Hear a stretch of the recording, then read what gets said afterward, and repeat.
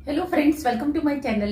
I am doctor Veena Sethi और आज हम बात कर रहे हैं एंजियोस्पर्मिया पे। एंजियोस्पर्मिया को लेकर हमारे बहुत सारे व्यूअर्स पूछते हैं कि मैडम स्पर्म्स कम है या जीरो स्पर्म्स है या जीरो के आसपास है और हम अपने पार्टनर को कंसीव नहीं करा पा रहे हैं, तो क्या करें? क्या इसको डाइट से ठीक कर सकते हैं या इसमें कितना टाइम तक हमें मेडिसिन लेनी होती है? क्या मेडिसिन जो है यूजफुल है या नहीं? क्या किसी तरीके की भस्म खाकर, यानी कि जिसको हम ऐश कहते हैं, गोल्डन ऐश, सिल्वर ऐश, उससे हम ठीक हो सकते हैं या आयुर्वेदिक टैबलेट से हम ठीक हो सकते हैं? तो इन सब सारे के सारे सवालों के जवाब हम आपको इस वीडियो में देने वाले हैं।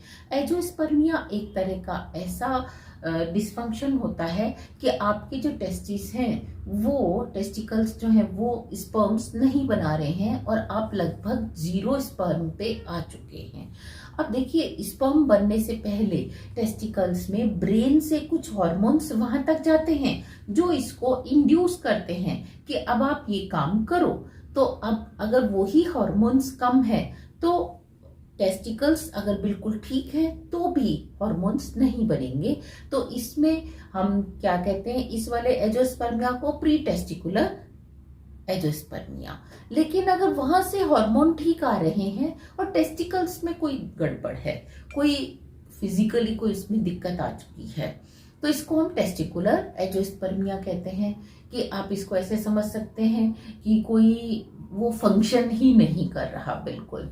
तीसरा होता है पोस्ट टेस्टिकुलर, यानी कि हॉर्मोन्स भी आ रहे हैं, टेस्टिकल्स भी सही हैं, स्पर्म्स भी बन रहे हैं, लेकिन वो इंसेमिनेट नहीं हो रहे, वो आगे बाहर नहीं आ पा रहे। तो अब इन तीनों टाइप में से किस टाइप के एंजियोस्पर्मिया के लिए जो है मेडिसिन अवेलेबल है? देखिए, जो ब्रेन से आते हैं हार्मोन्स वो एफएसएच और एलएच होते हैं। अगर ये कम है तो इसका पता लगाने के लिए डॉक्टर्स आपके सीमन का टेस्ट भी करेंगे, आपके ब्लड का टेस्ट भी करेंगे और अल्ट्रासाउंड भी करेंगे। ऐसा करने के बाद वो आपको बताएंगे कि आपका एफएसएच और एलएच लेवल, फॉलिकल जिसको हम बोलते हैं, वो एफएसएच एंड एलएच ये आपका कितना कम है या ज्यादा है। जब ये टेस्ट हो जाएगा कि इसी वजह से नहीं हो पा रहे हैं, तो वो आपको पहले एलएच हार्मोन की टेबलेट देंगे। उसके बाद वो डिसाइड करेंगे कि उन्हें कितना एफएसएच देना है और इसको लेकर आप लगभग 3 से 4 महीने में ठीक हो सकते हैं।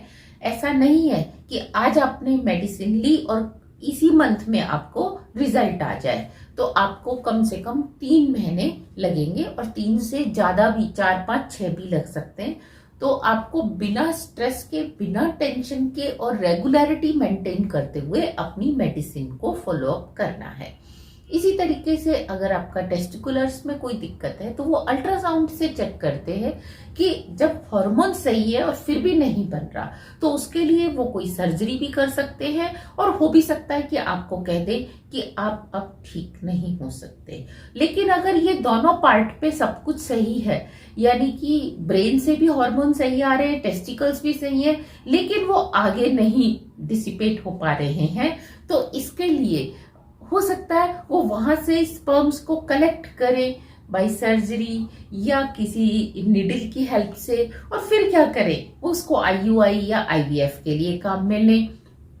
लेकिन इस पूरे ट्रीटमेंट में आपने ध्यान देना है कि जो मेडिसिन की हेल्प से ठीक हो सकता है वो केवल और केवल एलएच और एफएसएच वाला ही ठीक हो सकता है। बाकी के लिए या तो सर्जरी होगी या फिर कह दिया जाएगा कि it can not be treated.